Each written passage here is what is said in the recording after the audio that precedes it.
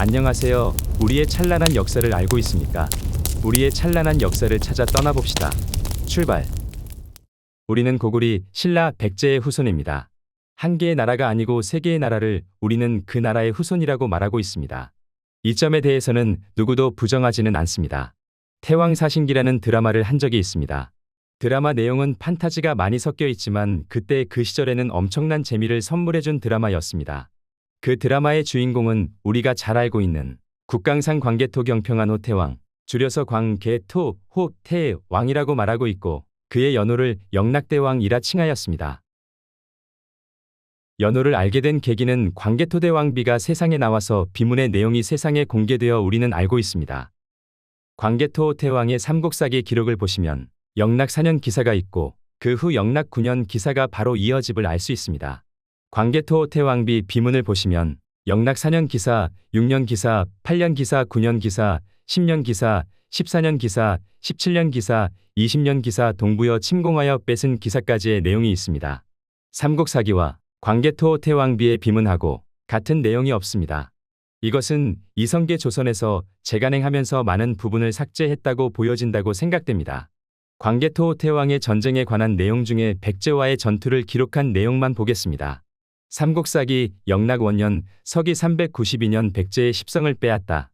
삼국사기 영락 원년 서기 392년 백제의 관미성을 빼앗다. 삼국사기 영락 2년 서기 393년 백제의 공격을 막다. 삼국사기 영락 3년 서기 394년 백제의 침공을 물리치다. 삼국사기 영락 4년 서기 395년 폐수에서 백제군을 격퇴하다. 이 기사에서 폐수가 나옵니다. 폐수는 평양 바로 밑에 흐르는 강으로서 광개토 호태왕 이전인 312년 낙랑군을 공격하여 뺏었기 때문에 이미 고구리의 땅이었음을 알아야 합니다. 하지만 한반도가 아닌 대륙의 경우 폐수가 고구리에서 백제로 흐르는 강이라고 하면 평양의 바로 밑으로 흐르는 강이 남쪽으로 흘러가서 백제의 땅으로 흘러가면 그 폐수는 이 전투에 대한 내용이 설명이 됩니다. 지도를 보고 설명하겠습니다. 평양성 밑으로 흘러 백제의 땅에서 바다로 들어간다. 한서 지리지를 보시면 폐수는 서쪽으로 중지에 이르러 바다로 들어간다. 한국사 데이터베이스 각주에서는 폐수는 현재 예성강을 가리킨다 라고 하고 있습니다. 평양 밑으로 흐르는 폐수는 대동강이라고 하면서 각주에는 예성강이라고 나와 있습니다. 삼국사기에서는 영락 4년 이후에 백제 기록이 한동안은 없습니다. 추후 70여 년이 지난 후에 장수왕 63년 서기 475년에 백제 도성인 한성을 함락시킨다는 기사가 있습니다. 그럼 이제부터 광개토 호태왕비의 비문을 보시겠습니다. 영락 5년 서기 395년 비문을 보시면 왕이 군사를 이끌고 가서 부산을 지나 염수에 이르렀다 란 말이 있습니다. 현재 대륙에서 염수는 신장자치구, 청해성, 산시성 원청시, 내몽골 자치구 시린고러맹시입니다. 어느 나라를 공격한 것인지는 안 써있지만 영락 4년에 백제와 전투를 했고 영락 6년에도 백제와 전투 기록이 있습니다. 그럼 당연히 4년과 6년의 사이인 5년에도 백제와 전투를 했을 가능성이 상당히 높다고 판단됩니다. 영락 5년에 비문의 염수에 이르렀다는 말에서 보면 백제의 땅에서 소금호수가 있다라고 보여집니다. 그럼 백제의 땅에서 소금호수라고 생각되는 그곳은 어디일까요? 백제 위례성 도성에 대한 기사에 미추홀이 등장하는데 그곳은 물이 짜다고 했습니다. 소금호수가 있는 곳으로 생각할 수 있습니다. 한반도에는 소금호수가 없고 대륙을 보시면 산서성 원청시에 소금호수가 있습니다. 광개토 호태왕은 영락 5년 서기 395년에 이곳 산서성 원청시 소금호수까지 왔다고 보여집니다. 다시 한번 정리하겠습니다. 호태왕은 백제의 십성을 빼앗고 폐수에서 백제군을 물리쳤습니다. 그 후 백제의 미추홀로 추정되는 소금호수인 산서성 원청시까지 진격하였으니 영락 5년에는 고구리가 이곳 소금호수까지 진격했다고 보여집니다. 광개토 호태왕비 비문 영락 6년 서기 396년에 호태왕이 백제의 수십성을 공격하여 빼앗고 아리수를 건너 백제의 도성을 압박하고 포위하니 백제의 왕이 무릎을 꿇고 스스로 이제부터 영원히 노객이 되겠다고 맹세하였다고 합니다. 백제의 58성과 700촌의 마을을 얻고 백제왕 아우와 대신 10인을 데리고 귀환했다고 합니다. 여기서 보시면 백제는 고구리의 속국이 되었기 때문에 장수왕 63년까지 백제와 고구리의 분쟁이 없음을 알 수 있습니다.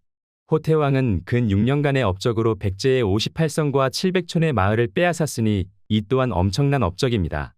아리수를 건넜다는 말이 있습니다. 아리수는 과연 어디일까요?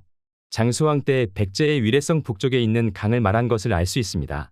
현재의 황하강 또는 현재 낙수로 생각해 볼 수 있습니다. 그럼 백제의 58성은 과연 어디까지였을까요? 백제는 요서를 빼앗아 경락했다고 하니 요서와 패수하류, 미추홀로 추정되는 원청시의 소금호수, 그리고 그 아래에 있는 영락진입니다. 영락이라는 지명이 이 근처에 몇 개의 지명이 나옵니다.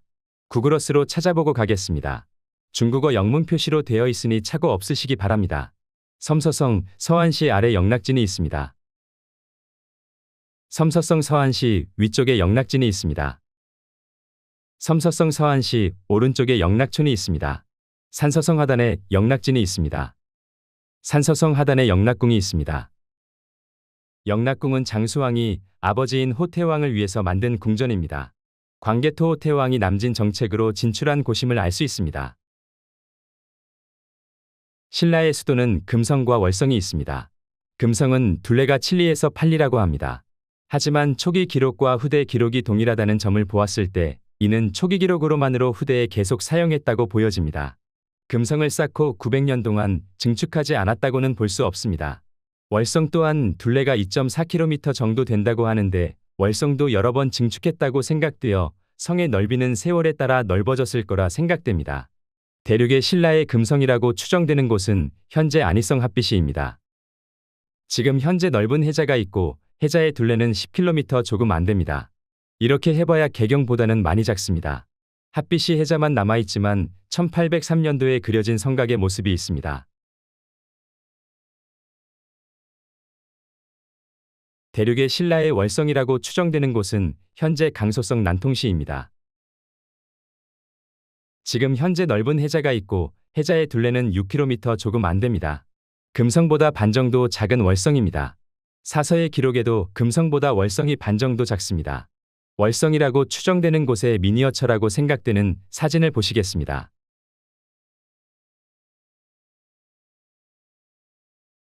비단, 실크라는 이름으로 전 세계에 퍼져나갔습니다.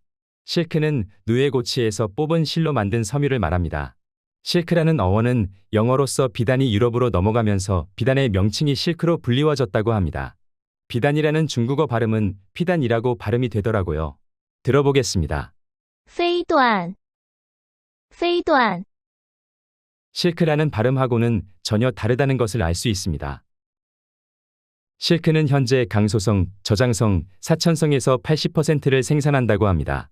대륙 신라를 보는 입장에서 강소성과 저장성은 신라의 위치이고 이 위치에서 실크가 많이 생산된다고 하면 신라는 비단을 생산을 많이 했던 나라임을 알 수 있습니다. 신라의 국명에서 라자는 그물라 또는 비단라로 쓰고 있습니다. 비단이 많이 나는 나라, 그것을 유럽이나 중앙아시아로 수출했을 때 그 사람들은 신라의 국명을 빗대서 말했을 가능성이 있다고 보여집니다. 중앙아시아의 언어로 그리고 동유럽 언어로 그리고 서유럽으로 퍼져나가면서 영국까지 갔을 때 실크라는 영어 발음이 되었다고 보여집니다. 나침판, 그물라, 바늘침, 소반반, 신라의 라자가 들어갑니다. 나침판이 신라에서 시작되었다고 말할 수는 없지만 상당히 신뢰성이 있다고 보여집니다. 삼국사기를 보시겠습니다. 두 권의 기사를 보시면 당나라에서 자석을 구하러 왔다고 하고 있습니다. 당나라 승려 법안이 자석을 구하러 오다. 당나라의 자석을 바치고 흠순과 양도를 보내 사죄하다. 사마천 사기를 보시면 밑에서 두 번째 줄에 산 위에 자석이 있으면 그 아래에 황금이 있다. 라는 문구가 있습니다. 황금을 좋아하는 신라, 황금을 구하다 보면 자연스럽게 자석을 구할 수 있다고 보여지는 사서의 내용입니다. 지금까지 시청해 주셔서 감사합니다. 오늘도 찬란한 역사를 위해 달려봅시다. 감사합니다.